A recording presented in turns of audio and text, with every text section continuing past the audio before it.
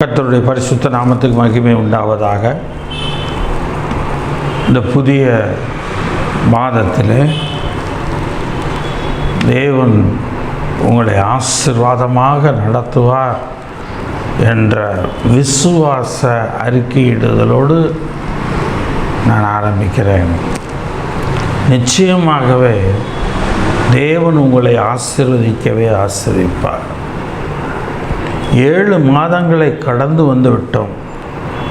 இப்பொழுதுதான் ஜனவரி மாத துவக்கத்தை தொடங்கினது போல இருக்கிறது. அதற்குள்ளாக 7 மாதங்களை நாம் கடந்து விட்டோம். இந்த 8வது மாதத்தை தேவன் நிச்சயமாகவே ஒரு மாற்றத்தை கொடுப்பார். ஒரு மாறுதல் உண்டாகும்படி தேவன் செய்வார். அவருடைய வாக்குத்தத்தம் நிறைவேறும். நாம் யாவரும் கண்களை மூடி ஜெபிப்போம். பிதாவை, இந்த நல்ல வேலைக்காய் நன்றி செலுத்துகிறோம். இந்த அருமையான இந்த மனமகிழ்ச்சியின் கர்த்தாவே, இந்த நாளிலும் கூட கர்த்தாவே உங்களுடைய வார்த்தையை தியானிக்கும்படியாக இந்த மாதத்துக்குரிய வாக்குத்தத்தமாக நீர் எங்களுக்கு கொடுக்க போகிற வார்த்தைக்காக நாங்களுமே ஸ்தோத்திரிக்கிறோம். இந்த வார்த்தையை நீர் எங்களுக்கு ஆசீர்வதித்து தாரோம். இந்த வாக்குத்தத்த வார்த்தை ஆண்டவரே ஸ்தோத்திரம்ப்பா, இந்த மாதம் முழுவதும் எங்களை நடத்தும்படியாய் கூட நாங்கள் ஜெபிக்கிறோம். இந்த வாக்குத்தத்த வார்த்தை ஆமென்றும் ஆமேன் என்றும் எங்களுக்கு இருக்கும்படியாய் கூட நாங்கள் ஜெபிக்கிறோம். கர்த்தர் நீர் பொறுப்பெடுத்துக் கொள்ளும். இந்த மாதம் முழுவதும் கர்த்தாவே எங்களை ஆசீர்வாதத்தினால் நிரப்புவீராக. இந்த மாதம் முழுவதும் கர்த்தர் நடத்துவீராக, பொறுப்பெடுத்துக் கொள்வீராக. இயேசுவின் நாமத்தில் ஆவியானுடைய கரங்களிலே இந்த செய்தி விளைவித்து ஜெபிக்கிறோம் ஜீவனுள்ள பிதாவே, ஆமென். கர்த்தருடைய பரிசுத்த நாமத்துக்கு மகிமை உண்டாவதாக. இந்த மாதத்துக்குரிய வாக்குத்தத்த வசனம் யாத்ராகமத்தின் புஸ்தகம் 33ஆம் அதிகாரம் 14ஆம் வசனம். யாத்ராகமம் 33:14. அதற்கு அவர், என் சமூகம் உனக்கு முன்பாக செல்லும், நான் உனக்கு இளைப்பாறுதல் தருவேன் என்றார். என் சமூகம் உனக்கு முன்பாக செல்லும், இளைப்பாறுதல் உனக்கு தருவேன். அப்படியானால் தேவனிடத்திலே இந்த வாக்குத்தத்தத்தை பெற்ற மோசே என்ன கேட்டிருக்க வேண்டும்? எந்த காரியத்தை கேட்டிருக்க வேண்டும்? இந்த வசனத்தில் என்ன விசேஷம் இருக்கிறது? அதை தான் நாம் பார்க்க வேண்டும். யாத்ராகமத்தின் புஸ்தகம் 33ஆம் அதிகாரத்தில் 10ஆம் வசனத்தில் பார்ப்பீர்கள். மேக ஸ்தம்பத்தின் வழியாக தேவன் கூடார வாசலிலே நிற்க பண்ணார். ஜனங்கள் எல்லாரும் பணிந்து கொண்டார்கள். தேவன் தன் சிநேகிதனுடைய பேசுவது போல மோசேயுடைய முகமுகமாய் பேசினார். அத்தனை ஜனங்களுக்கு முன்பாக தேவன் தன் சிநேகிதனோடு ஒருவன் பேசுவது போல முகமுகமாய் தேவன் மோசேயோடு பேசினார். பின்பு அவன் பாளையத்துக்கு அவன் திரும்பினான். மோசே கர்த்தரை நோக்கி, தேவரீர் இந்த ஜனங்களை அழைத்து கொண்டு போய் என்று சொன்னீர். இந்த ஜனங்களை அழைத்து கொண்டு போய் என்று சொன்னீர். ஆகிலும் என்னோட கூட இன்னாரை அனுப்புவேன் என்று எனக்கு அறிவிக்கவில்லை. 12ஆம் வசனம். யாத்ராகமம் 13:12 நீ இந்த ஜனங்களை அழைச்சிட்டு போன்னு சொன்னீங்க, ஆனாலும் கூட ஏன் கூட யாரை அனுப்புவேன்னு சொல்லி நீங்கள் என்கிட்ட சொல்லலை. அதுக்கு பதிலாக உன்னை பேர் சொல்லி அழைத்து அறிந்திருக்கிறேன் என்றும் என் கண்களிலே உனக்கு கிருபை கிடைத்ததென்றும் தேவன் சொன்னதுண்டே. நீங்கள் சொல்லியிருக்கீங்கள்ல, என் கண்களில் கிருபை கிடைச்சிச்சு, உன்னை பேர் சொல்லி அழைத்து அறிந்து இருக்கிறேன் என்றும் நீங்கள் சொல்லியிருக்கீங்களே. தேவன் மோசேயை பேர் சொல்லி அழைத்து பேர் சொல்லுகிறார், அவனை கூப்பிட்டு அவனை அழைக்கிறார். நீ இந்த ஜனங்களை நடத்த வா என்று அழைக்கிறார். அவனை முழுவதும் அறிந்து வைத்திருக்கிறார். இன்றைக்கு உலக பிரகாரமாக மனுஷர்கள் நண்பர்களுக்குள்ளாக அல்லது குடும்பத்தில் பேசும்போது கூட சொல்ல, உன்னை பற்றி எனக்கு தெரியாது, உன்னை பற்றி எனக்கு தெரியாது, நீ என்னென்ன மாதிரி செய்வ, நீ என்னென்ன பேசுவ, எப்படியெல்லாம் பேசுவ, எப்படியெல்லாம் சமாளிப்பன்னு எனக்கு தெரியும். இது உலக பிரகாரமாக மனுஷர்கள் பேசுகிறதை சொல்லுகிறோம். அதுபோல தேவன் இங்கே மோசேயை அழைத்து அறிந்திருக்கிறார். முழுவதுமாக அவன் எப்படி இருப்பான், அவன் எப்படி தேவனுக்கு உண்மையாக இருப்பான் என்று தேவன் அங்கே அறிந்திருக்கிறார். உம்முடைய கண்களில் எனக்கு கிருபை கிடைத்ததானால் நான் உம்மை அறிவதற்கும் உம்முடைய கண்களில் எனக்கு கிருபை கிடைப்பதற்கும், இந்த கிருபை கிடைக்கிறதற்கும், நான் உம்மை குறித்து அறிவதற்கும் உம்முடைய வழியை எனக்கு அறிவியும். கிருபை கிடைச்சிருச்சுன்னு சொன்னீங்களே, அந்த கிருபை நீங்கள் என்னோட இருப்பேன்னு சொல்லிக்கிங்களே, இது ரெண்டுக்கும் எனக்கு உம்முடைய வழியை அறிவியும். இந்த ஜனங்கள் உம்முடைய ஜனம் என்று நினைத்தருளும். இங்கே இருக்கிற இந்த ஜனங்க முரட்டாட்டம் பண்ணுறவங்க தான், பிரச்சனை பண்ணுறவங்க தான், உமக்கு விரோதமாக எப்போதும் மல்லு கட்டுறவங்க, முரட்டாட்டம் பண்ணுறவங்க தான். ஆனால் அவங்க உம்முடைய ஜனம் என்பதை நினைத்தரலும். அப்போ தான் ஆண்டவர் சொல்கிறாரு, என் சமூகம் உனக்கு முன்பாக செல்லும், நான் உனக்கு இளைப்பாறுதல் தருவேன் என்று சொல்லி அவர் சொல்லுகிறார். ஏன் 15ஆம் வசனத்தில் நீங்கள் பாருங்கள், அப்பொழுது அவன் அவரை நோக்கி, உம்முடைய சமூகம் என்னோட கூட செல்லாமல் போனால் எங்களை இவ்விடத்திலிருந்து கொண்டு போகாதரும். உம்முடைய சமூகம் என்னோட கூட வரலன்னு சொன்னால் எங்களை இவ்விடத்திலிருந்து கொண்டு போகாதரும், எங்களை நவுத்தாதீங்க. இங்கேயே நாங்கள் பாளையத்தில் இருந்து இங்கேயே வாழ்ந்து இங்கேயே இருந்து இங்கேயே செத்து பண்ணிடுறோம். நீங்கள் எங்களுக்கு முன்னாடி போகிறீங்கன்னு சொன்னால், நீங்கள் எங்களுக்கு வாக்குத்தத்தம் பண்ணின தேசத்தை, எங்கள் பிதாக்களுக்கு வாக்குத்தத்தம் பண்ண தேசத்தை எங்களுக்கு தரப்போகிறீங்கன்னு சொன்னால் உங்களுடைய சமூகம் முன்னாடி சொல்லணும். கர்த்தர் வாக்குத்தத்தம் பண்ணிய பிற்பாடு அவன் சொல்லுகிற வார்த்தை, உங்களுடைய சமூகம் எனக்கு முன்னாடி செல்லாமல் போனால் எங்களை இவ்விடத்திலிருந்து கொண்டு போகாதரும். இங்கேருந்து நீங்கள் நவுத்தாதீங்க, இங்கேயே வாழ்ந்து போகிறோம். எனக்கும் உமது ஜனங்களுக்கும் உடைய கண்களில் கிருபை கிடைத்தது என்பது எதனால் அறியப்படும்? நீர் எங்களுடைய வருவதினால் அல்லவா? உம்முடைய கண்களில் கிருபை கிடைச்சிச்சின்னு சொல்லி எதனால் அறியப்படும்? நீர் எங்களோட வருவதனால் தானே. நீர் வரலன்னா அப்புறம் எப்படி கிருபை கிடச்சிச்சின்னு எங்களுக்கு எப்படி தெரியும்? நீங்கள் வந்தால் தானே நாங்கள் சுதந்திரிக்க முடியும். எனக்கு அருமையான தேவனுடைய பிள்ளைகளை, கடந்த 7 மாதங்களாக சில போராட்டங்கள், சில வியாதிகள், சில பிரச்சனைகள், சில காரியங்களை நம்முடைய வாழ்க்கையில் சந்தித்திருக்கலாம். சில கண்ணீரின் சூழ்நிலைகளை சந்தித்திருக்கலாம். சில தவிப்பின் நேரங்களை சந்தித்திருக்கலாம். ஆனால் கர்த்தர் தெளிவாய் சொல்லுகிறார், உம்முடைய கண்களிலே கிருபை கிடைத்தது என்பது எதனால் அறியப்படும்? நீர் எங்களோடு கூட வருவதினாலவா? ஒருவேளை கடந்த 7 மாதமாக நாம் சரியாக ஜெபம் பண்ணாமல், நாம் சரியாக விசுவாசிக்காமல், நாம் சரியாக வேதத்தை வாசிக்காமல், நாம் கர்த்தரை விட்டுவிட்டபடியினால் தேவன் நம்மை நடத்தாமல் இருந்திருப்பார். அதனால் நம்முடைய வாழ்க்கை கடந்த காலத்தில் இருந்தது போலவே இந்த 7 மாதமும் இருந்திருக்கலாம்.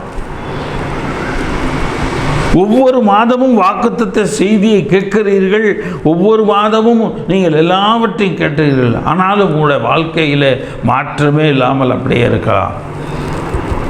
கவலைப்படாதீங்க. கர்த்தர் வராததினால்தான் இவ்வளவு. ஆனால் இந்த மாதம் கர்த்தர் சொல்லுகிறார், என் சமூகம் உனக்கு முன்னாடி போகும். நான் வருவேன். எப்படி தெரியுமா வருவேன்? என் சமூகம் உனக்கு முன்னாடி போகும். எனக்கு அருமையான தேவனுடைய பிள்ளைகளே, இதை தான் ஆதாரமாக அவன் சொல்லுகிறான். என் கண்களிலே உங்களுக்கு கிருபை கிடைத்தது, உன்னை பேர் சொல்லி அழைத்து அறிந்திருக்கிறேன். மறுபடியும் அந்த வார்த்தையை தேவன் அங்கே சொல்லுகிறார். என் கண்களில் உனக்கு கிருபை கிடைத்தது, உன்னை பேர் சொல்லி அழைத்து அறிந்திருக்கிறேன் என்றார் 17ஆம் வசனத்தில். நீ சொன்ன அந்த வார்த்தையின்படியே செய்வேன். நீ என்ன சொன்னியோ அந்த வார்த்தையின்படியே செய்வேன்பா. அப்படின்னா மோசே எந்த அளவுக்கு கர்த்தருக்கு ஏற்றவனாக, கர்த்தருடைய பார்வையில் ஒரு சிநேகிதனாக அவன் இருந்திருக்கிறான். நம்முடைய வாழ்க்கையில் நாம் கர்த்தருக்கு சிநேகிதர்களாக இருந்திருக்கோமா? மனிதர்களுக்கு சிநேகிதர்களாக இருக்கிறோம். ஆனால் உண்மையிலேயே கடவுளை, கர்த்தரை நாம் சிநேகிதர்களாக வைத்திருக்கிறோமா? ஆராய்ந்து பாருங்க. இந்த 7 மாதம் நீங்கள் ஆராய்ந்து பாருங்க. நீங்கள் அறியாத வழியிலே உங்களை தேவன் நடத்தி கொண்டு வந்தார். எத்தனையோ பிரச்சனைகள், எத்தனையோ போராட்டங்கள் வாழ்க்கையில் வந்ததுண்டு. ஆனால் நம்ம அறியாத பாதையில், அந்த கண்ணீரின் பாதையில் ஒருவன் கடந்து வர வச்சு அதை நீருற்றாக்கி நமக்கு ஒரு சமாதானத்தை கொடுத்து கர்த்தர் நடத்தி வந்தார். கர்த்தர் பெரிய காரியங்களை செய்வார். தேவனால் கூடாத காரியம் ஒன்றுமே கிடையாது. தேவனால் எல்லாம் கூடும் என்று சொல்லி பார்க்கிறோம். ஆக இந்த மாதம் தேவன் சொல்லுகிறார், என் சமூகம் உனக்கு முன்பாக செல்லும், நான் உனக்கு இளைப்பாறுதல் தருவேன். சரி, இந்த வார்த்தை மோசேக்கு ஒரு வாக்குத்தத்தம். அவனுக்கு இந்த வார்த்தைகள் ஒரு வாக்குத்தத்தமாக இருக்கிறது. நமக்கும் அது வாக்குத்தத்தமாக இருக்கிறது. இந்த மாதம் இந்த 1ஆம் தேதி செய்தி கேட்குற இந்த நொடி முதற்கொண்டு தேவன் அவருடைய சமூகத்தை நமக்கு முன்பாக செல்ல வைப்பார். நமக்கு ஒவ்வொரு நாளும், ஒவ்வொரு காலமும் இளைப்பாறுதலை தருவார். எந்தெந்த காரியங்கள் கிடைத்தால், எந்தெந்த காரியங்களெல்லாம் நம்முடைய வாழ்க்கையில் சம்பவித்தால் ஒரு இளைப்பாறுதல் இருக்குமோ அதை தேவன் தர வல்லவராயிருக்கிறார்.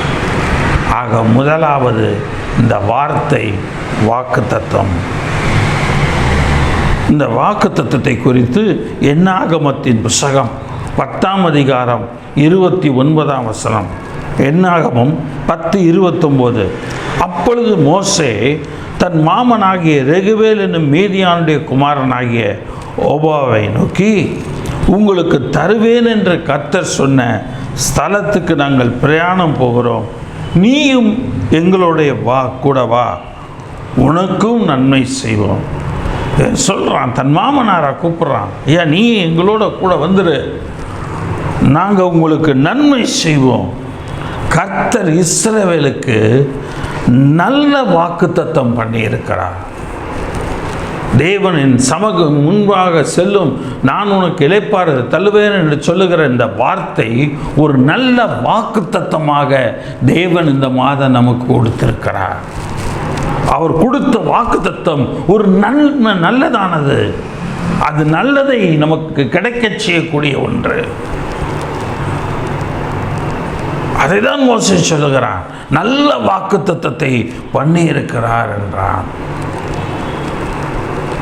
ஆக இந்த வார்த்தை, என் சமூகம் உனக்கு முன்பாக செல்லும், நான் உனக்கு இளைப்பாறுதல் தருவேன் என்ற அந்த வாக்குத்தத்தம் ஒரு நல்ல வாக்குத்தத்தம். 2 சாமுவேலின் புஸ்தகம் 7ஆம் அதிகாரம் 28-29 வசனங்கள். 2 சாமுவேல் 7:28-29. இப்போதும் கர்த்தராகிய ஆண்டவரே, நீரே தேவன், உம்முடைய வார்த்தைகள் சத்தியம். இப்போதும் கர்த்தராகிய ஆண்டவரே, நீரே தேவன், உம்முடைய வார்த்தைகள் சத்தியம். அது உண்மை உள்ளது, அது நிறைவேறும். தேவரீர் உமது அடியானுக்கு இந்த நல் விசேஷங்களை வாக்குத்தத்தம் பண்ணினீர் என்று பார்க்கிறோம். ஆக அந்த வாக்குத்தத்தம் எப்படிப்பட்டது? நல் விசேஷங்களை உள்ளடக்கியது. அவருடைய சமூகம் முன்பாக செல்லுகிறது, நமக்கு இளைப்பாறுதலையும் கொடுக்கிறது. இது நல் விசேஷம். தாவீது அவனுக்கு கொடுத்த வாக்குத்தத்தத்தை குறித்து அவன் சொல்லும்போது சொல்லுகிறான், தேவரீர் எனக்கு நல் விசேஷங்களை வாக்குத்தத்தம் பண்ணினீர் என்று சொல்லி. நீங்களும் நானும் இந்த வாக்குத்தத்த வார்த்தையை நல் விசேஷமாக எடுத்துக்கொள்ள வேண்டும். நல் விசேஷமாக இதை எடுத்துக்கொண்டு ஒவ்வொரு நாளும், ஒவ்வொரு காரியத்திலும், ஒவ்வொரு சூழ்நிலையிலும், ஒவ்வொரு நேரத்திலும் நாம் ஆண்டவரிடத்தில் அந்த வார்த்தையை பற்றி பிடித்து கொண்டு நாம் கேட்கிறவர்களாக இருக்க வேண்டும். நாம் அவைகளை ஆண்டவரிடத்தில் அந்த வாக்குத்தத்தத்தை சொல்லி அந்த வாக்குத்தத்தத்தின் நன்மைகளை பெற்றுக்கொள்ள நாம் பாக்கியவான்களாக இருக்கிறோம். நாம் தகுதி உள்ளவர்களாக இருக்கிறோம். தேவன் நம்மை தகுதி உள்ளவர்களாக வைத்திருக்கிறார். என கருமையான தேவனுடைய பிள்ளைகளே, இப்போதும் ஒரு அடியானுடைய வீடு, 2 சாமுவேல் 7:29. இப்போதும் உமது அடியானின் வீடு என்றைக்கும் உமக்கு முன்பாக இருக்கும்படி அதை ஆசீர்வதித்தருளும். நல் விசேஷத்தை வாக்குத்தத்தம் பண்ணீங்கல்ல, இப்போதும் உமது அடியானுடைய வீடு வாக்குத்தத்தம் பண்ண ஆண்டவரே, இப்போதும் உங்களுடைய அடியான் வீடு என்றென்றைக்கும் உமக்கு முன்பாக இருக்கும்படி அதை ஆசீர்வதித்தருளும். கர்த்தரான ஆண்டவராகிய தேவரீர் அதை சொன்னீர். உம்முடைய ஆசீர்வாதத்தினாலே உமது அடியானின் வீடு என்றைக்கும் ஆசீர்வதிக்கப்பட்டிருப்பதாக. அந்த வாக்குத்தத்தமானது நல் விசேஷத்தை உடையது. அந்த நல் விசேஷம் என்பது ஆசீர்வாதத்தை குறிக்கிறது. ஆக நீங்கள் வாக்குத்தத்தம் பண்ணின அந்த நல் விசேஷமாகிய ஆசீர்வாதத்தை உமது அடியானின் வீட்டிற்கு நீ தந்தருளும் ஆண்டவரே.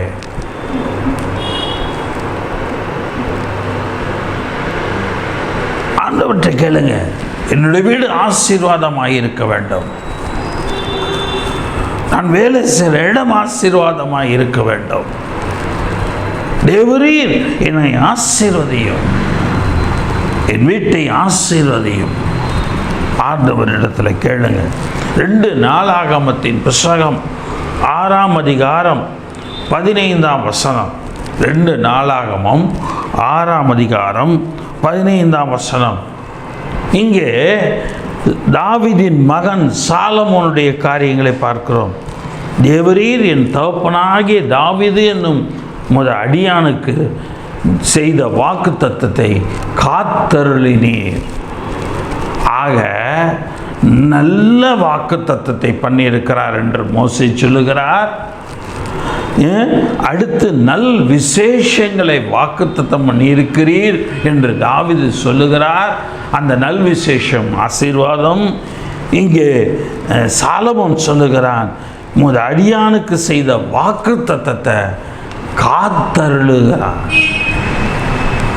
காத்தருளுகிற தேவனாயிருக்கிறார் நம்முடைய தேவன். நல் விசேஷத்தை காத்தருளே. உம்முடைய வாக்கினால் அதை சொன்னீர். உம்முடைய வாக்கினால் வார்த்தையாக அதை சொன்னீர். உம்முடைய கரத்தினால் இந்நாளில் இருக்கிறபடி நிறைவேற்றினீர். ஆக இந்த 8ஆம் மாதம் இந்த தொடக்கத்திலே இந்த செய்திக்கு கரணத்தில் உங்களுக்கு கேட்டுக்கொண்டிருக்கிற உங்களுக்கு இந்த வாக்குத்தத்தம், அவருடைய வார்த்தையாகி இந்த வாக்குத்தத்தம் கொடுக்கப்படுகிறது. உங்கள் செவிகளின் வழியாக உங்கள் இருதயத்துக்குள் செல்கிறது, உங்கள் சிந்தைக்குள் செல்லுகிறது. இந்நாளில் இருக்கிறபடி தேவன் நிறைவேற்றுவார். நிச்சயமாக இந்த ஆகஸ்ட் மாதத்திலே தேவன் தம்முடைய வாக்குத்தத்தத்தை நிறைவேற்றுவார். அவர் நிறைவேற்ற வல்லவராயிருக்கிறார். ஆக அந்த வாக்குத்தத்தத்தை காத்தருளுகிறார். ஏனென்று சொன்னால் அது நல்ல வாக்குத்தத்தம், அது நல் விசேஷங்கள் ஆகிய ஆசீர்வாதங்களை உடைய வாக்குத்தத்தம். அதை காத்தருளுகிறார். காத்தருளுகிற தேவன் அதை நிறைவேற்ற செய்கிறார். காப்பதோடு மாத்திரமல்ல, அதை நிறைவேற்றுகிறார். இன்றைக்கு கொடுக்கிற இந்த வாக்குத்தத்தத்தை தேவன் நிறைவேற்றுவார். 40ஆம் வசனம் பாருங்கள். 2 நாளாகவும் 6ஆம் அதிகாரம் 40ஆம் வசனம். இப்போதும் என் தேவனே, இந்த ஸ்தலத்திலே செய்யப்படும் விண்ணப்பத்திற்கு உம்முடைய கண்கள் திறந்தவைகளும் உம்முடைய செவிகள் கவனிக்கிறவைகளுமாயிருப்பதாக. இப்போதும் என் தேவனே, இந்த ஸ்தலத்திலே செய்யப்படும் விண்ணப்பத்திற்கு உம்முடைய கண்கள் திறந்தவைகளும் உம்முடைய செவிகள் கவனிக்கிறவைகளும் ஆயிருப்பதாக. நீங்கள் உங்கள் வீட்டில் எங்கே ஜெபிக்கிறீங்களோ, எந்த இடத்துல நீங்கள் உட்காந்து பைபிள் வேதாகமத்தை வாசிக்கிறீங்களோ, எந்த இடத்துல உட்காந்து ஜெபம் பண்ணுறீங்களோ, அந்த இடத்துல கர்த்தருடைய கண்கள் திறந்தவைகளும் கர்த்தருடைய செவிகள் திறந்தவைகளுமாயிருக்கிறது. கர்த்தருடைய செவிகள் கவனிக்கிறது. நீங்கள் என்ன ஆண்டவர்கிட்ட ஜெபம் பண்ணுறீங்கன்றதுக்காக கர்த்தர் கவனித்து கேட்கிறார். உலக பிரகாரமாக சொல்கிறோம்ல, கொஞ்ச நேரம் நான் பேசுகிறது, நான் என்ன சொல்ல வரேன்றதை கவனிக்கிறியா? நான் சொல்ல வரதை முதல் நீ கவனிச்சிக்க, அதுக்கப்புறம் நீ பேசு. அதுபோல ஆண்டவருடைய தேவன் நாம் சொல்லுகிறதை கவனிக்கிறார். அதற்கு பிற்பாடு அவர் தம்முடைய வாக்குத்தத்தத்தை, காத்தருளின வாக்குத்தத்தத்தை தேவன் நிறைவேற்றுகிறார். நாம் எவைகளையெல்லாம் ஜெபத்தில் கேட்கிறோமோ, நமது என்னது தேவை என்று சொல்லி நாம் அவைகளை கேட்கிறோமோ, அவைகளையெல்லாம் தேவன் தந்தருளுகிறவராயிருக்கிறார். ஆக அங்கே பார்க்கிறோம், தேவனாகிய கர்த்தாவே, தம்முடைய தாவர ஸ்தலத்திற்கு தேவரீர் உமது வல்லமை விளங்கு பெட்டியுடன் எழுந்தருளும். தேவனாகிய கர்த்தாவே, உமது ஆசாரி எரிச்சிப்பை தரித்து உம்முடைய பரிசுத்தவான்கள் நன்மையிலே மகிழ்வார்களாக. ஆக நன்மையிலே மகிழ்வார்களாக. இந்த வாக்குத்தத்தம் நன்மையை கொடுக்க வேண்டும், ஆசீர்வாதம் என்கிற நன்மையை கொடுக்க வேண்டும். அந்த நன்மையிலே மகிழ்வார்களாக. ஆக இந்த மாதம் நாம் மகிழ்ச்சி அடைய போகிறோம். இந்த 1ஆம் தேதி முதற்கொண்டு, இந்த 8ஆம் மாதம் இந்த 1ஆம் தேதி முதற்கொண்டு நாம் மகிழ்ச்சியிலே நிலைத்திருக்க போகிறோம். 42ஆம் வசனம். தேவனாகிய கர்த்தாவே, நீர் அபிஷேகம் பண்ணினவனின் முகத்தை புறக்கணியாமல் உம்முடைய தானாகிய தாவீதுக்கு வாக்குத்தத்தம் பண்ணின கிருபைகளை நினைத்தருளும். அடுத்து அங்கே பார்க்கிறோம், நீர் வாக்குத்தத்தம் பண்ணின கிருபைகளை நீர் நினைத்தருளும். என்ன வாக்குத்தத்தம் பண்ணீரோ அதை கிருபைகளை நினைச்சருளும். அப்போ வாக்குத்தத்தம் மோசேயோட பார்வையில் நல்ல வாக்குத்தத்தம், தாவீதோட பார்வையில் நல் விசேஷமான வாக்குத்தத்தம், சாலமோனுடைய பார்வையில் அந்த வாக்குத்தத்தம் எப்படிப்பட்டதாக இருக்குதா? கிருபை பொருந்தியதாக இருக்கிறது. சங்கீதத்தின் புஸ்தகம் 105ஆம் அதிகாரம் 42லிருந்து 45 வசனங்கள். சங்கீதம் 105 42லிருந்து 45 வசனங்கள். அவர் தம்முடைய பரிசுத்த வாக்குத்தத்தத்தையும் தம்முடைய தாசனாகிய ஆபிரகாமையும் நினைத்து தம்முடைய ஜனத்தை களிப்போடும் தாம் தெரிந்து கொண்டவர்களை கம்பீர சத்தத்தோடும் புறப்பட பண்ணி தமது கட்டளைகளை காத்து நடக்கும்படிக்கு தமது பிரமாணங்களை நியாயப்பிரமாணங்களை கை கொள்ளும்படிக்கும் அவர்களுக்கு புறஜாதிகளுடைய தேசங்களை கொடுத்தார். அந்நிய ஜனங்களுடைய பிரயாசத்தின் பலனை சுதந்தரித்து கொண்டார்கள். என கருமையான தேவனுடைய பிள்ளைகளே, அங்கே அவங்க என்ன ஆசீர்வாதத்தை கொடுக்குறாரு? மற்றவர்கள் சம்பாதித்து வைத்த ஆசீர்வாதங்களை இவர்கள் பெற்றுக்கொள்வதற்கு தேவன் கிருபை செய்கிறார். இவர்கள் பெற்றுக்கொள்வதற்கு தேவன் அங்கே நடத்துகிறவராயிருக்கிறார். ஆபிரகாமுக்கு வாக்குத்தத்தம் பண்ணின தேவன் அந்த இடத்துல அந்த ஜனங்கள் புறப்பட பண்ணுகிறார். அவர்களை காத்து நடக்கிறார். அவர்கள் அந்த நியாயப்பிரமாணங்களை எல்லாம் கை கொள்ளும்படி செய்கிறார். அந்த தேசத்துக்குள்ளே கொண்டு போகிறார். ஜனங்கள் அந்த பிரயாசத்தின் பலனை அனுபவிக்க வைக்கிறார். இந்த ஆகஸ்ட் மாதம் 31 தேதியும் அந்த 31 தேதிக்குரிய எல்லா நன்மைகளையும் நாம் அனுபவிக்க கர்த்தர் கிருபை செய்வார். இந்த 31 தேதியும் எல்லா நன்மையும் அனுபவிக்க தேவன் நமக்கு கிருபை செய்கிறவராயிருக்கிறார். எனக்கு அருமையான தேவனுடைய பிள்ளைகளை, அப்போஸ்தலர் நடபடிகளின் புஸ்தகம் 26ஆம் அதிகாரம் 6ஆம் வசனம். அப்போஸ்தலர் நடபடிகள் 26:6. தேவன் நம்முடைய பிதாக்களுக்கு அருளி செய்த வாக்குத்தத்தம் நிறைவேறும் என்கிற நம்பிக்கைக்காகவே நான் இப்பொழுது நியாயத்தீர்ப்படைகிறவனாயிருக்கிறேன். தேவன் நம்முடைய பிதாக்களுக்கு அருளி செய்த வாக்குத்தத்தம் நிறைவேறும் என்கிற நம்பிக்கைக்காகவே, அந்த பிதாக்களுக்கு கொடுத்த வாக்குத்தத்தம் நிறைவேறுன்ற அந்த நம்பிக்கைக்காகவே என் வாழ்க்கையில் நிறைவேறும், எங்கள் எல்லாருடைய வாழ்க்கையில் என்று நிறைவேறும் என்ற நம்பிக்கைக்காகவே நான் இப்பொழுது இருக்கிறேன். எனக்கு அருமையான தேவனுடைய பிள்ளைகளை, ரோமருக்கு எழுதின நிருபம் 4ஆம் அதிகாரம் 20-21, 20-21. ரோமர் 4:20-21. தேவனுடைய வாக்குத்தத்தத்தை குறித்து அவன் அவிசுவாசமாய் சந்தேகப்படாமல் தேவன் வாக்குத்தத்தம் பண்ணினதை நிறைவேற்ற வல்லவராய் இருக்கிறார் என்று முழு நிச்சயமாய் நம்பி, தேவன் வாக்குத்தத்தம் பண்ணினதை நிறைவேற்ற வல்லவராய் இருக்கிறார் என்று முழு நிச்சயமாய் நம்பி தேவனை மகிமைப்படுத்தி விசுவாசத்திலே வல்லவனானார். விசுவாசத்தில் வல்லவனாக மாறினார். ஆக இன்றைக்கு கொடுத்திருக்கிறார் இந்த வாக்குத்தத்தம்.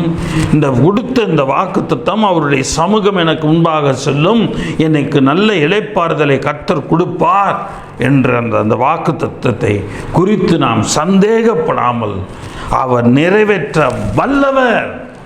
இந்த வாக்குத்தத்தத்தை மோசேயின் வாழ்க்கையில் நிறைவேற்றின கர்த்தர் எனக்கும் நிறைவேற்ற வல்லவராயிருக்கிறார் என்று ஆபிரகாமைப் போல முழு நிச்சயமாய் நம்பி தேவனை மகிமைப்படுத்துங்கள். ஒவ்வொரு நாளும் ஒவ்வொரு தேதியும் தேவனை மகிமைப்படுத்துங்கள். இன்றைக்கு நிறைவேறும், இன்றைக்கு நிறைவேறும், இன்றைக்கு நிறைவேறும், இன்றைக்கு நிறைவேற்றுவார், இன்றைக்கு நிறைவேற்றச் செய்வார் என்று அறிக்கையிடுங்க. அங்கே மகிமைப்படுத்தி விசுவாசத்திலே வல்லவனானான். எங்க அவன் கண்ணு முன்னாடி இந்த திரளான ஜனங்களை பார்த்தானா? பார்க்கல. அதே போல நமக்குரிய நன்மைகள், நமக்குரிய ஆசீர்வாதங்கள், நமக்கு நடக்க போகிற எல்லா நன்மையான காரியங்களையும், பின்னான காலங்களின் காரியங்களையும் தேவன் வெளிப்படுத்துவார். தேவன் வைத்திருக்கிறார். நீ இன்றைக்கு செய்தி கேட்டுக்கொண்டிருக்கிற இந்த 1ஆம் தேதி, இந்த மாதம் முழுக்க, ஏன் இந்த வருஷம் முழுக்க என்னென்ன நன்மைகளை அவர் வைத்திருக்கிறார் என்பதை உங்களுக்கு வெளிப்படுத்துகிறவராயிருக்கிறார். நீங்கள் ஒவ்வொரு நாளும் மகிமைப்படுத்துங்க. கண்டிப்பாக அவருடைய சமூகம் உங்களுக்கு முன்பாக செல்லும். ஒவ்வொரு நாளும் நீங்கள் இளைப்பாறுதல் உள்ளவர்களாக இருப்பீர்கள். தேவன் பெரிய காரியங்களை செய்கிறார்.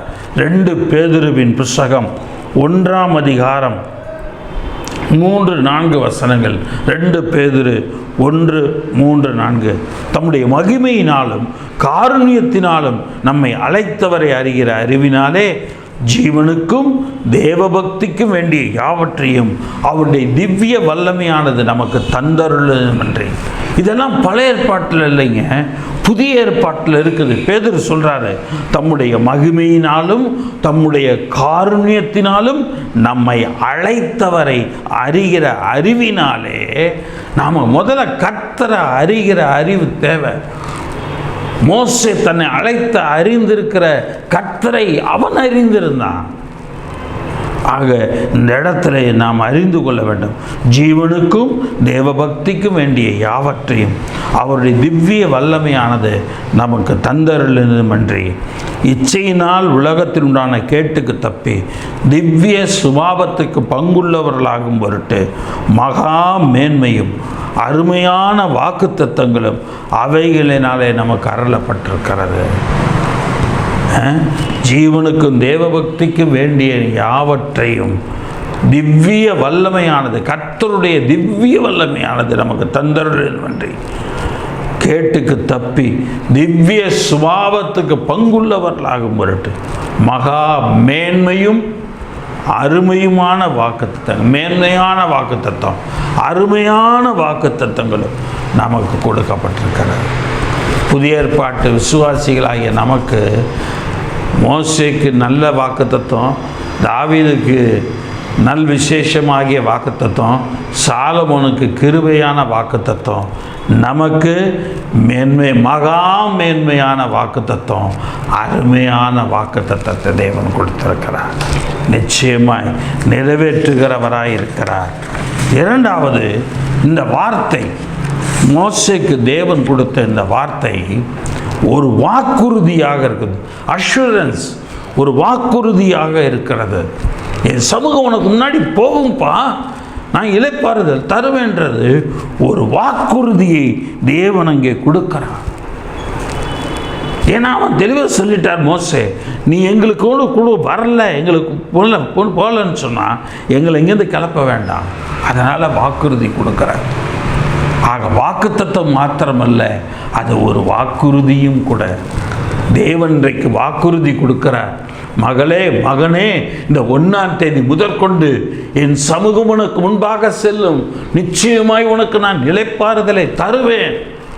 இவ்வளவு நாள் கிடைக்காமல் இருந்த ஆசீர்வாதம், இவ்வளவு நாட்களாக நீ எந்த நன்மைக்காக அழுது அழுது அழுது அழுது புலம்பி கண்ணீரோடு காத்திருந்தாயோ, அந்த எல்லாவற்றுக்குரிய இளைப்பாறுதலை நான் தந்தேன். தருகிறவராயிருக்கிறார். 2 நாளாகமத்தின் புஸ்தகம் 1ஆம் அதிகாரம் 7 முதல் 9 வசனங்கள் வரைக்கும் பார்க்கிறோம். 2 நாளாகமும் 1, 7 முதல் 9. அன்று ராத்திரியிலே தேவன் சாலமோனுக்கு தரிசனமாகி, நீ விரும்புகிறதை என்னிடத்தில் கேள் என்றார். தேவன் அவனுக்கு தரிசனமாகிறார். தரிசனமாகி தேவன் சொல்லுகிறார், நீ விரும்புகிறதை என்னிடத்தில் கேள் என்றார். சாலமோன் தேவனை நோக்கி, தேவரீர் என் தகப்பனாகிய தாவீதுக்கு பெரிய கிருபை செய்து என்னை அவன் ஸ்தானத்திலே ராஜாவாக்கிறீர். எங்கள் அப்பா ஸ்தானத்தில் என்னை கொண்டாந்து வச்சுட்டீங்க. தேவரீர் கிருபை செய்து, பழைய ஏற்பாட்டு காலத்தில் அவங்கெல்லாம் உங்களுடைய தயவட்ட கெஞ்சி இருக்கும் பொழுது நாங்கள் கர்த்தராகி இயேசு கிறிஸ்துவின் நாமத்தினால ஜெபிக்கக்கூடிய ஒரு ஸ்லாக்கியத்தை எங்களுக்கு கொடுத்துருக்கீங்க பாருங்கள். அந்த ஸ்தானத்தில் எங்களை கொண்டாந்த காய்ச்சல் எங்கள் எல்லாரையும் ஆண்டவரை பிரதான ஆசாரியராகிய இயேசுவை வைத்திருக்கிற காய்ச்சி சோத்திரம். அவருடைய வலது பாரத்தில் உட்கார்ந்து ஆண்டவரை எங்களுக்காக பரிந்து பேசி கொண்டிருக்கிற காய்ச்சி சோத்திரம். கர்த்தரே நல்லவர். ஆண்டவரிடத்தில் ஜெபம் பண்ணுங்க. சாலமோன் தேவனை நோக்கி ராஜாவாக்கினீர் என்று சொன்னான். இப்போதும் தேவனாகி கர்த்தாவே, என் தகப்பனாகிய தாவீதுக்கு அருளின உமது வாக்குத்தத்தம் உறுதிப்படுவதாக. என்ன கேட்குறான் பாருங்க. இப்போதும் தேவனாகிய கர்த்தாவே, நான் என்ன தெரியுமா உங்கள்கிட்ட கேட்க வரேன், நீர் என் தகப்பனாகிய தாவீதுக்கு அருளின உமது வாக்குத்தத்தம் உறுதிப்படுவதாக. அந்த வாக்குத்தத்தம் உறுதிப்படுத்தப்பட வேண்டும். ஆண்டவர் வாக்குத்தத்தத்தை நமக்கு உறுதிப்படுத்துகிறவராய் இருக்கிறார். 2 நாளாகமத்தின் புஸ்தகம் 10ஆம் அதிகாரம் 15ஆம் வசனத்தில் பார்க்கிறோம். 2 நாளாகமும் 10:12 முதல் 15 வரைக்கும் நீங்கள் வாசிங்க. நான் 15 மட்டும் வாசிக்கிறேன். ராஜா ஜனங்களுக்கு செவி கூடாமல் போனான். கர்த்தர் சீலோனியனான அகியாவை கொண்டு நேபாத்தின் குமாரனாகிய யெரொபெயாமுக்கு சொன்ன தமது வார்த்தையை உறுதிப்படுத்தும்படி தேவனாலே இப்படி நடந்தது. தேவன் என்ன வார்த்தையை சொல்லுகிறாரோ அதை உறுதிப்படுத்துகிறவராய் இருக்கிறார். கர்த்தர் தாம் சொல்லுகிற வார்த்தையை உறுதிப்படுத்துகிறவராய் இருக்கிறார். உங்களுக்கு என்ன வார்த்தையை கர்த்தர் சொல்கிறாரோ அதை உறுதிப்படுத்துவாருங்க. நிச்சயம் உறுதிப்படுத்துவார். இந்த வருஷம் தொடங்கும் போது வாக்குத்தத்தமாக உங்களுக்கு நற்செய்தி உண்டாகும், உங்களுக்கு செழிப்பு உண்டாகும் என்று சொன்னார். அது நிச்சயமாய் உண்டாகும். ஆண்டவரே, என் சமூகம் உனக்கு முன்பாக செல்லும் இளைப்பாறுதல் தருவேன்னு சொன்னீங்களே, அந்த இளைப்பாறுதல் எங்கே தெரியுமா இருக்கு? இந்த வருஷ துவக்கத்தில் எனக்கு சொன்னீங்க பாருங்க, உனக்கு நற்செய்தி உண்டாகும் என்று சொல்லி, உனக்கு செழிப்பு உண்டாகும் சொல்லி சொன்னீங்கல்ல. ஊழியக்காரன் மூலமாக அந்த செழிப்பு எனக்கு தரும். அந்த செழிப்புல தான் என்னுடைய அமைதி, என்னுடைய நிம்மதி, என்னுடைய சமாதானம், என்னுடைய சந்தோஷம், என்னுடைய எல்லாமே அதில் தான் இருக்குது. அது எனக்கு உறுதிப்படுத்துங்க. உங்களுடைய ஊழியக்காரன் மூலமாக தானே அந்த வாக்குத்தத்தத்தை கொடுத்தீங்க, அந்த வார்த்தையை கொடுத்தீங்க. அந்த வார்த்தையை உறுதிப்படுத்துங்க ஆண்டவரை, உறுதிப்படுத்துங்க. ஆண்டவர்கிட்ட கேளுங்க. கர்த்தர் உறுதிப்படுத்துகிறவராய் இருக்கிறார். சங்கீதத்தின் புஸ்தகம் 37ஆம் அதிகாரம் 22 முதல் 25 வரைக்கும். சங்கீதம் 37ஆம் அதிகாரம் 22 முதல் 25ஆம் வசனம் வரைக்கும். அவரால் ஆசீர்வதிக்கப்பட்டவர்கள் பூமியை சுதந்தரித்துக் கொள்வார்கள், அவரால் சபிக்கப்பட்டவர்களோ அறுப்புண்டு போவார்கள். அவரால் ஆசீர்வதிக்கப்பட்டவர்கள் பூமியை சுதந்தரித்துக் கொள்வார்கள், அவரால் சபிக்கப்பட்டவர்களோ அறுப்புண்டு போவார்கள். நல்ல மனுஷனுடைய நடைகள் கர்த்தரால் உறுதிப்படும். நாம் நல்ல மனுஷனாக இருப்போமானா நம்முடைய நடைகள் கர்த்தரால் உறுதிப்படும். யாருங்க நல்ல மனுஷன்? கர்த்தர் சொன்ன வார்த்தையை விசுவாசிக்கிறவன், முழு நிச்சயமாய் நம்புகிறவன் தான் நல்ல மனுஷன். உலக பிரகாரமாக எல்லாரிடத்திலும் நற்பேர் எடுக்கிறவன் என்றல்ல, அவன் அல்ல. கர்த்தரை முழு நிச்சயமாய் நம்பி விசுவாசத்திலே வல்லவனாக மாறுகிறவன் தான் அந்த இடத்துல நல்ல மனுஷனாக இருக்கிறான். அவனுடைய நடைகள் கர்த்தரால் உறுதிப்படும். நீங்கள் செய்கிற நடைகள் என்று சொன்னால் நீங்கள் செய்கிற செய்கைகள், நீங்கள் போகிற காரியங்கள் வாய்க்கும். நீங்கள் என்னென்ன காரியங்களுக்காக எந்தெந்த இடத்துக்கு போறீங்களோ எல்லாமே வாய்க்கும்படி தேவன் செய்ய வல்லவராயிருக்கிறார். அவனுடைய வழியின் மேல் அவர் பிரியமாயிருக்கிறார். ஏன் தெரியுமா? அவன் வழியின் மேல் அவர் பிரியமாயிருக்கிறார். அவன் விழுந்தாலும் தள்ளுண்டு போவதில்லை. கர்த்தர் அவனை தமது கையினால் தாங்குகிறார். கர்த்தர் தமது கையினால் அவனை தாங்குகிறார். அவன் விழுந்தாலும் தள்ளுண்டு போவதில்லை. அவன் விழுந்தா கூட அவன் தள்ளுண்டு போகிறது கிடையாது. கர்த்தர் அவனை உடனே அவனை தம்முடைய கையினால் தாங்குகிறார். கீழே விழுந்து அடிபடாதபடிக்கு, அவன் தள்ளுண்டு போகாதபடிக்கு, எந்திரிக்க முடியாமல் விழுந்து போகாதபடிக்கு அவனை தாங்குகிறார் ஆண்டவர். யாருடைய நடைகளை உறுதிப்படுத்துகிறாரோ, யாருடைய வாழ்க்கையில் வாக்குத்தத்தத்தை உறுதிப்படுத்துகிறாரோ அவர்களை தேவன் தாங்குகிறவராயிருக்கிறார். நான் இளைஞனாய் இருந்தேன், முதிர் வயது உள்ளவனுமானேன், ஆனாலும் நீதிமான் கைவிடப்பட்டதையும் அவன் சந்ததி அப்பத்துக்கு இறைந்து திரிகிறதையும் நான் காணவில்லை. நான் இளைஞனாக இருந்தேன், முதிர் வயது உள்ளவனும் ஆனேன், ஆனால் நீதிமான் கைவிடப்பட்டதையும் அவன் சந்ததி அப்பத்துக்கு இறந்து திரிகிறதையும் நான் காணலை. ஆக கர்த்தர் உறுதிப்படுத்துகிறார் வாக்குத்தத்தத்தை. ஆகவே என்னைக்கு நீதிமான் கைவிடப்பட மாட்டான். அவன் விழுந்தாலும் அவன் தள்ளுண்டு போவது கிடையாது. அவனை கர்த்தர் தாங்குகிறார்.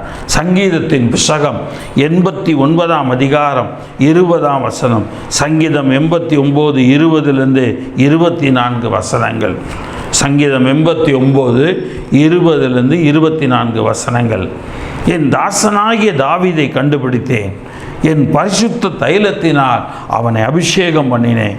என் தாசனாகிய தாவீதை நான் கண்டுபிடிச்சேன், என் பரிசுத்த தைலத்தினால் அவனை அபிஷேகம் பண்ணினேன்.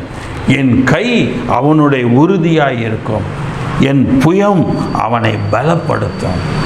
நான் தாவீதை கண்டுபிடிச்சேன்ப்பா, என் பரிசுத்த தைலத்தினால் அவன் அபிஷேகம் பண்ணியிருக்கிறேன். அந்த தேவன் இந்த நாளிலே இந்த வாக்குத்தத்தத்தின்படி நமக்கு ஒரு வாக்குறுதியை கொடுக்கிறார். நம்மை கண்டுபிடித்த தேவன், நம்மை அபிஷேகம் பண்ணின தேவன் சொல்லுகிறார், என் கை அவனுடைய உறுதியாக இருக்கும்.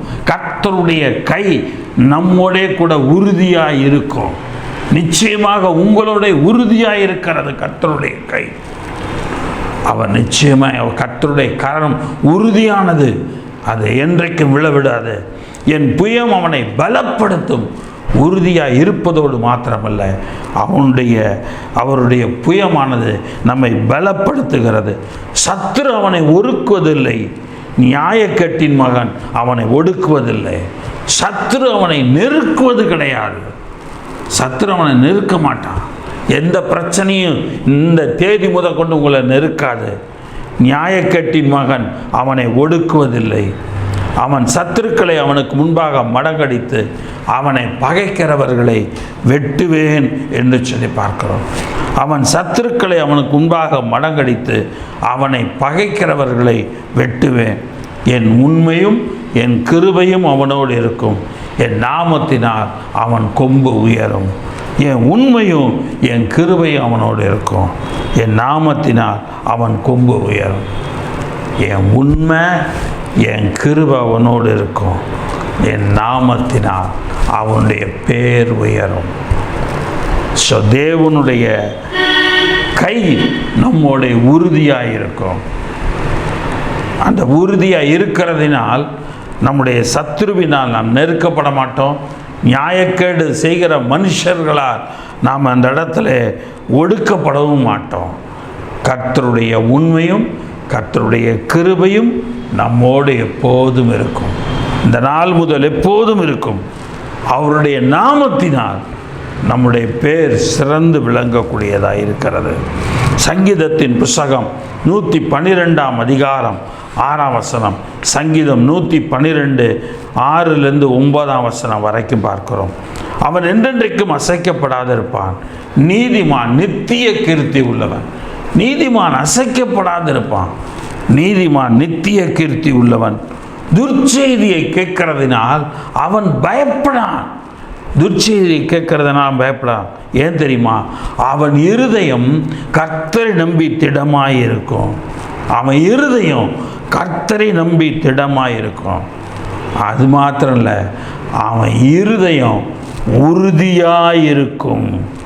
அவன் தன் சத்துருக்களின் சருகட்டுதலை காண மட்டும் பயப்படாதிருப்பான். நம்முடைய இருதயம் உறுதியாக இருக்குதா? நம்மளே ஆராய்ந்து பாருங்கள். நம்ம இருதயம் உறுதியாக இருக்குதா? அவர் அங்கே தெளிவாக சொல்கிறாரு, என் உண்மையும் என் கிருபையும் உன் கூட உறுதியாக இருக்கும். என் கை உன் கூட உறுதியாக இருக்கும். உன் சத்துரு உன்னை நெருக்குவதில்லை. நியாயம் கட்டின் மகன் உன்னை ஒடுக்குவதில்லை. இப்படியெல்லாம் ஆண்டவர் சொல்கிறாரு. அப்படி இருக்கும்போது நம்முடைய இருதயம் கர்த்தரிடத்தில் உறுதியாக இருக்கிறதா என்று நாம் பார்க்க வேண்டும். எனக்கு அருமையான தேவனுடைய பிள்ளைகளே, 119 சங்கீதம் 38 வசனம். சங்கீதம் 119 38. உமக்கு பயப்படுவதற்கேற்ற உமது வாக்கை, கர்த்தருக்கு பயப்படுவதற்கேற்ற உமது வாக்கை உமது அடியனுக்கு உறுதிப்படுத்தும். உமக்கு பயப்படுற பயத்துக்கு வேண்டிய வார்த்தையை எனக்கு என்ன செய்யுங்க, உறுதிப்படுத்தும் என்று சொல்லி அங்கே பார்க்கிறோம். ஆண்டவர்கிட்ட கேளுங்க, ஆண்டவரே மனுஷனுக்கு பயப்படுகிறவர்களாய் அல்ல, கர்த்தருக்கு பயப்படுகிற பயம் உள்ளவனாக என்னை நீர் மாற்றும். ஏசாயா தீர்க்கதரிசியின் புத்தகம் 22ஆம் அதிகாரம் 22, 23 வசனங்கள். ஏசாயா 22, 23. தாவீதுடைய வீட்டின் திறவுகோலை அவன் தோளின் மேல் வைப்பேன், ஒருவரும் பூட்டக்கூடாதபடி அவன் திறப்பான், ஒருவரும் திறக்கக்கூடாதபடி அவன் பூட்டுவான். தாவீதுடைய வீட்டின் திறவுகோலை அவன் மேல் வைப்பேன். நம்ம மேலே வச்சிருக்கிறார், இன்னைக்கு வச்சிருக்கிறாரு. ஆக நம்முடைய ஆசீர்வாதங்கள் எதையும் ஒருவரும் பூட்டக்கூடாதபடி நாம் திறப்போம். கர்த்தராகிய இயேசு கிறிஸ்துவின் நாமத்தினாலே திறக்கிறேன் என்கிற அந்த திறவுகோல், கர்த்தராகிய இயேசு கிறிஸ்துவின் நாமம் என்கிற திறவுகோலினாலே ஆசீர்வாதங்களை திறக்கிறோம் இல்லையா? ஒருவரும் திறக்கக்கூடாதபடி பூட்டுவான். அவனை உறுதியான இடத்துல ஆணியாக கடாவுவேன். ஒரு ஆணி ஒரு செவுத்தில் அடித்தா எவ்வளோ உறுதியாக இருக்குதோ, அதுபோல் தேவன் நம்மை உறுதியான இடத்துல எந்த காரியமாக இருந்தாலும் சரி, அந்த காரியத்தில் உறுதியான இடத்துல தேவன் நம்மை வைக்கிறவராக இருக்கிறார். எந்த காரியமாக இருந்தாலும் சரி, அந்த காரியத்தில் உறுதியான இடத்துல வைப்பார்.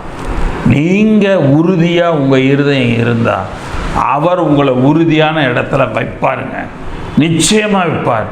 என்ன உங்களுக்கு தருவேன், என்ன உங்களுக்கு செய்வேன்லாம் வாக்குத்தத்தம் பண்ணியிருக்காரோ அவர் அனைத்தையும் உங்களுக்கு செய்கிறவராக இருக்கிறார்.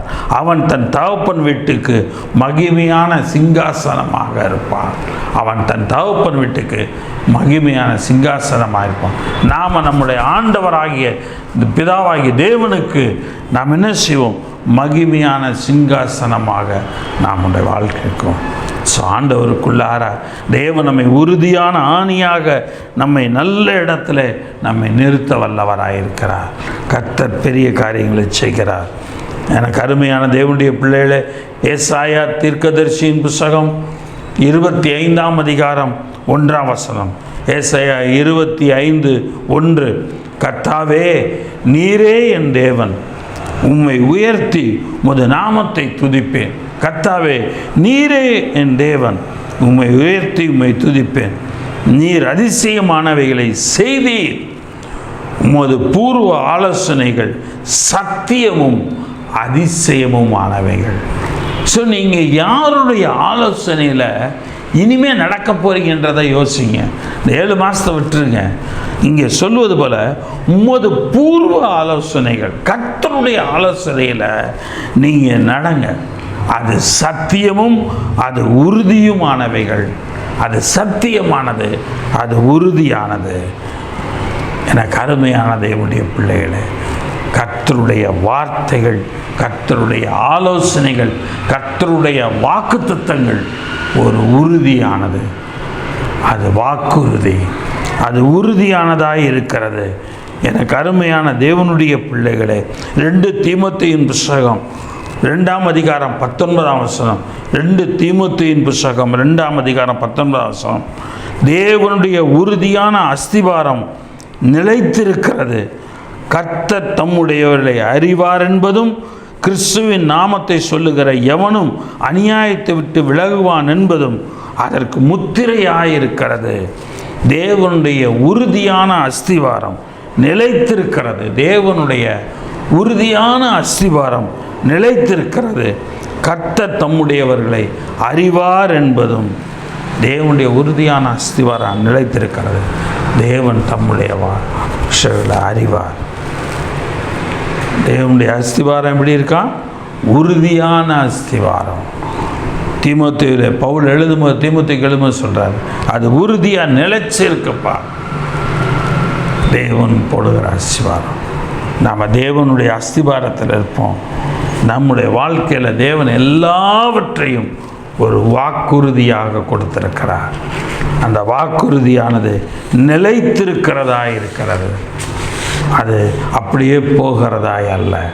கடைசியாக இந்த வசனமானது, என் சமூகம் உனக்கு முன்பாக செல்லும், நான் உனக்கு இளைப்பாறுதல் தருவேன். அது வாக்குத்தத்தம், இரண்டாவது வாக்குறுதி, மூன்றாவது அது இளைப்பாறுதல். மூன்றாவது அந்த வசனமானது இளைப்பாறுதலாய் இருக்கிறது. எபிரேயருக்கு எழுதின நிருபம் 4ஆம் அதிகாரம் நாம் 9ஆம் வசனம் முதல் நாம் பார்க்கிறோம். எபிரேயர் 4:9 முதல், தேவனுடைய ஜனங்களுக்கு இளைப்பாறுகிற காலம் இனி வருகிறதாய் இருக்கிறது. ஏனெனில் அவருடைய இளைப்பாறுதலில் பிரவேசித்தவன் தேவன் தம்முடைய கிரியைகளை செய்து முடித்தது ஓய்ந்தது போல தானும் தன் கிரியைகளை முடித்து ஓய்ந்திருப்பான். அப்போ ஒவ்வொரு நாளும் நம்ம ஆண்டவருடைய சமூகத்தில் இரவு படுக்க போகும்போது, இளைப்பாற போகும்போது ஆண்டவர்கிட்ட என்ன சொல்லணும்? ஆண்டவரே, இந்த நாள் முழுவதும் எல்லா காரியங்களையும் நான் நன்மையாக செய்திருக்கிறேன். உம்முடைய ஆலோசனையின்படி, உம்முடைய வாக்குறுதியின்படி, உம்முடைய வாக்குத்தத்தத்தின்படி நான் செய்திருக்கிறேன் என்று நான் நினைக்கிறேன். ஆக இந்த இரவு நல்ல இளைப்பாறுதலை எனக்கு தாங்கப்பா, நல்ல இளைப்பாறுதலை எனக்கு தாங்க சொல்லி சோமன்ட்டு படுத்து பாருங்க, நல்ல தூக்கம் இருக்கும். அதே போல் காலையில் எந்திரிக்கும் பொழுது, ஆண்டவரே, இந்த இரவு முழுவதும் நல்லபடியாக இளைப்பாறுதல் தந்தேன். இந்த காலையிலேருந்து நான் எல்லாம் செய்கிற எல்லா காரியங்கள், இந்த கண் விழித்தது முதல் நான் மறுபடியும் தூங்குகிற அந்த நேரம் வரைக்கும் நான் செய்கிற எல்லா காரியங்களிலும் எனக்கு ஒரு இளைப்பாறுதல் இருக்கணும், ஒரு மன அமைதி இருக்கணும், ஒரு சமாதானம் இருக்கணும், ஒரு சந்தோஷம் இருக்கணும். அது கர்த்தருக்குள்ளானதாக இருக்கணும். உமக்குள்ளான ஒரு சந்தோஷம், உமக்குள்ளான ஒரு சமாதானம், உமக்குள்ளான ஒரு இளைப்பாறுதல் எனக்கு தாங்க ஆண்டவரை சொல்லி கேளுங்க. கர்த்தர் அதை தருகிறவராக இருக்கிறார். நாம் இந்த இளைப்பாறுதல் பிரவேசிக்க ஜாக்கிரதையாக இருக்கணும். ஏன்னா ஒவ்வொரு காரியத்திலும் இளைப்பாறுதல் தேவைங்க. ராத்திரி தூங்குறதுக்கு மட்டும் இளைப்பாறுதல் கிடையாது. நம்ம செய்கிற ஒவ்வொரு வேலையில் நம்ம எல்லாம் சக்ஸஸாக முடியுதுன்னு சொன்னால் அந்த காரியங்களெல்லாம் இளைப்பாறுதல். அந்த சக்ஸஸாக முடிகிற எல்லா காரியங்களுமே இளைப்பாறுதலாக இருக்குது. பிலமோனுக்கு எழுதின பொழுது 1ஆம் அதிகாரம் 20ஆம் வசனம், பிலமோனின் நிருபம் 1ஆம் அதிகாரம் 20ஆம் வசனம், சகோதரனே, கர்த்தருக்குள் உம்மாலே எனக்கு பிரயோஜனம் உண்டாகட்டும். சகோதரனே, கர்த்தருக்குள் உம்மாலே எனக்கு பிரயோஜனம் உண்டாகட்டும். கர்த்தருக்குள் என் உள்ளத்தை இளைப்பாற பண்ணும் சொல்றார். உள்ளம் இளைப்பாறணுங்க. அதுதான் இங்கே பிலமோனுக்கு எழுதும் போது அவர் சொல்றாரு, என் உள்ளத்தை இளைப்பாற பண்ணும். நான் சொல்லுகிறதிலும் அதிகமாய் செய்வீர் என்று அறிந்து இதற்கு நீர் இணங்குவீர் என்று நிச்சயித்து உமக்கு எழுதியிருக்கிறேன். இவர் ஒரு காரியத்தை தயவாய் பிலமோன் செய்ய வேண்டும் என்று சொல்லுகிறார். அப்போ சொல்லும் போது தான் சொல்கிறாரு, என் உள்ளத்தை இளைப்பாற பண்ணும். இந்த உள்ள இளைப்பாறுதலோடு இருக்கா? ஒரு நாள் காலையில் கண் விழித்து ராத்திரி கண் மூடி தூங்குற வரைக்கும் நல்லபடியாக உள்ள இளைப்பாறுதலோடு இருக்குதா? இல்லை தவிக்குதா? இன்னும் நடக்கலையே, இன்னும் கிடைக்கலையே, இது எப்படி முடியுமோ, இது எப்படி நடக்குமோ, இது என்ன மாதிரி நடக்குமோ, இது என்ன மாதிரி செய்யுமோ? நிச்சயமாக நடக்குங்க, நிச்சயமாக கிடைக்கும். இது வாக்குத்தத்தம், இது வாக்குறுதி, அவருடைய நாமத்தினால் கொடுத்த வாக்குறுதி. இது நிச்சயமாக நிறைவேறும் உங்கள் வாழ்க்கையில். இது மாறாதது. உறுதியாக ஆணியாக கடாவி இருக்கிறார் இந்த வார்த்தை, வாக்குத்தத்தத்தை. என் சமூகம் உனக்கு முன்பாக செல்லும், நான் உனக்கு இளைப்பாறுதல் தருவேன்ற அந்த வார்த்தையை ஆணியாக உங்களுடைய உள்ளத்திலே அவர் கடாவி இருக்கிறார். நிச்சயமாக உங்களுடைய வாழ்க்கையில் அதை செய்வார் இல்லையா? இந்த இடத்துல பார்க்கிறோம். யோசுவாவின் புஸ்தகம் 21ஆம் அதிகாரம் 44-45 வசனங்கள். யோசுவா 21:44-45. கர்த்தர் அவருடைய பிதாக்களுக்கு ஆணையிட்டபடியெல்லாம் அவர்களை சுற்றிலும் யுத்தம் இல்லாமல் இளைப்பாற பண்ணினார். ஆக இளைப்பாறுதல் என்பது செத்து போகிறத நினைக்காதீங்க. அந்த இளைப்பாறுதல் அல்ல. இளைப்பாறுதல் நடைமுறை வாழ்க்கையில், நம்முடைய வாழ்க்கையில் நாம் சந்திக்கிறதில் இருக்கிறது. இவங்க இந்த கர்த்தர் அவர்களுடைய பிதாக்களுக்கு ஆணையிட்டபடியெல்லாம் அவர்களை சுற்றிலும் யுத்தம் இல்லாமல் இளைப்பாற பண்ணினார். எந்த யுத்தமும் இல்லாமல் இளைப்பாற பண்ணார். ஒரு யுத்தம் கூட கிடையாது. யாரோடைய சண்டை சச்சரவு இல்லை. ஒரு இளைப்பாறுதலை தேவன் கொடுத்தார். அவருடைய எல்லா சத்துருக்களிலும் ஒருவரும் அவர்களுக்கு முன்பாக நிற்கவில்லை. அவர்கள் சத்துருக்களை எல்லாம் கர்த்தர் அவர்கள் கையில் ஒப்பு கொடுத்தார். இந்த வாக்கு தத்துவத்தை அப்படியே குறிச்சிக்கிங்க. யோசுவா 21, 44, 45. என்ன செய்தாராம்? அவர்களுடைய எல்லா சத்துருக்களிலும் ஒருவரும் அவர்களுக்கு முன்பாக நிற்கவில்லை. உங்களுக்கு முன்பாக நிற்க மாட்டார்கள். உங்கள் சத்துருக்களை எல்லாம் கர்த்தர் உங்கள் கையில் ஒப்பு கொடுப்பார். சத்துருவாக இருக்கிற பிரச்சனைகளை எல்லாம், சத்துருக்களாக இருந்து தடை பண்ணி கொண்டிருக்கிற காரியங்களை எல்லாம் தேவன் எல்லாவற்றையும் மாற்றி போடுவார். தேவன் எல்லாவற்றையும் மாற்றி போடுவார். அண்டு 45ஆம் வசனத்தில் ரொம்ப அருமையாக சொல்லுவார். கர்த்தர் இஸ்ரவேல் குடும்பத்தாருக்கு சொல்லியிருந்த நல் வார்த்தைகளில் எல்லாம் ஒரு வார்த்தையும் தவறி போகவில்லை, எல்லாம் நிறைவேறிற்று. இளைப்பாறுதல் என்பது கர்த்தர் இஸ்ரவேலின் குடும்பத்தாருக்கு சொல்லியிருந்த நல் வார்த்தைகளில் எல்லாம் ஒரு வார்த்தையும் தவறி போகவில்லை. ஒரு வார்த்தை கூட உங்களுக்கு தவறாதுங்க. அவருடைய சமூகம் உங்களுக்கு உண்டாக சொல்லும். அது வாக்கு தத்தம், அது வாக்குறுதி. தேவன் இளைப்பாறுதலை தருவார். இந்த நிமிடம் முதற்கொண்டு, இந்த நொடி முதற்கொண்டு இளைப்பாறுதலை தருவார். உங்களுக்கு கொடுத்த நல் வார்த்தைகளிலெல்லாம் ஒரு வார்த்தையும் தவறி போவது கிடையாது. எல்லாம் நிறைவேறிற்று. நிச்சயமாக சொல்கிறேன், இவ்வளவு நாள் தடைபட்டிருந்த எல்லா காரியங்களையும், பூட்டப்பட்டிருந்த எல்லாவற்றையும் நீங்கள் திறப்பீங்க. உங்களுக்காக எல்லாவற்றையும் கர்த்தராகிய இயேசு கிறிஸ்துவின் நாமத்தினாலே இந்த செய்தி கேட்டுக்கொண்டிருக்கிற உடைய பிள்ளைகளுக்கு கர்த்தாவே எந்தெந்த நன்மைகள், எந்தெந்த ஆசீர்வாதங்கள் வர வேண்டுமோ, எந்தெந்த காரியங்கள் கையெழுத்தாக வேண்டுமோ, அரசாங்கத்தில் எந்தெந்த காரியங்கள் எந்தெந்த அதிகாரிகளின் மூலமாக கையெழுத்தாக வேண்டுமோ அதெல்லாம் தேவன் கையெழுத்தாக கிருபை செய்வீராக. கர்த்தருடைய நாமத்தினாலே இவைகளை நீ நடக்க பண்ணுவீராக. நீர் உடைய பிள்ளைகளுக்கு இன்றைக்கு கொடுத்த இந்த நல்வார்த்தைகளில் ஒன்றாகிலும் தவறி போகாமல் நிறைவேற பண்ணுவீராக. ஜபமும் வார்த்தையுமாகவே உங்களுக்கு நான் சொல்றேன், கர்த்தர் நிச்சயமாய் உங்களுக்கு நிறைவேற பண்ணுவார். அவர் உங்களுக்கு சொன்ன நல்வார்த்தையில் ஒன்று விழுந்து போகாது. கண்களை முடிச்சு வைப்போமா? பிதாவே, இந்த நல்ல வேலைக்காக நன்றி செலுத்துகிறோம். இந்த அருமையான இந்த நாளிலே இந்த கூட கரத்துக்கு நிறைய வருகிறோம்ப்பா. ஆண்டவரே, இன்றைக்கு எங்களுக்கு கொடுத்த வாக்கு தத்தத்துக்காய் ஸ்தோத்திரம். இந்த மாத வாக்கு தத்தத்தை கர்த்தர் நீர் ஆசீர்வதியும். ஆண்டவரே, என் சமூகம் உனக்கு முன்பாக போகும் சொல்லியிருக்கீங்க. நான் உனக்கு இளைப்பாறுதல் தருவேன்னு சொல்லியிருக்கீங்க. இந்த வார்த்தைக்காய் ஸ்தோத்திரம்ப்பா.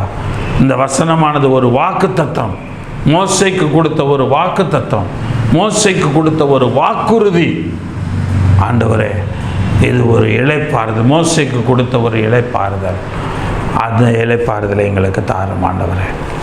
எங்கள் சத்துருக்கள் எல்லாருக்கும் மத்தியில் அவர்கள் எல்லாரையும் மடங்கடித்து எந்த பிரச்சனையும் எந்த காரியமும் தடைபட்டு இருக்கிறதோ அந்த தடைகளெல்லாம் நீக்கி போடுகிற தேவன் நீர். உங்களுடைய சமூகம் முன்னாடி போதில்ல, வசனம் தானே சொல்லுது, தடைகளை நீக்கிட போடுகிறவர் எங்களுக்கு முன்பாக போகிறார். இந்த செய்தி கட்டு கொண்டிருக்கிற உங்களுடைய பிள்ளைகளுக்கு முன்பாக நீர் போகிறீர். ஆகவே தடைகளை நீக்கி போட்டு அவங்க உள்ள அந்த ஆசீர்வாதங்கள், அதில் அவங்களுக்கு வர வேண்டிய பணம், அவங்களுக்கு வர வேண்டிய பட்டா, அவங்களுக்கு வர வேண்டிய எல்லா காரியங்களும், எல்லாம் ஆக வேண்டிய காரியங்களும் ஆகுவதாக, வந்து சேர வேண்டிய ஆசீர்வாதங்கள், சொத்துக்கள் எல்லாம் வந்து சேர்வதாக, நன்மைகள் எல்லாம் வந்து சேர்வதாக, இந்த மாதத்தில் அநேக அற்புதங்கள் காண்பதாக. நடக்காமல் இருந்தது நடப்பும், நடந்தே தீரும்.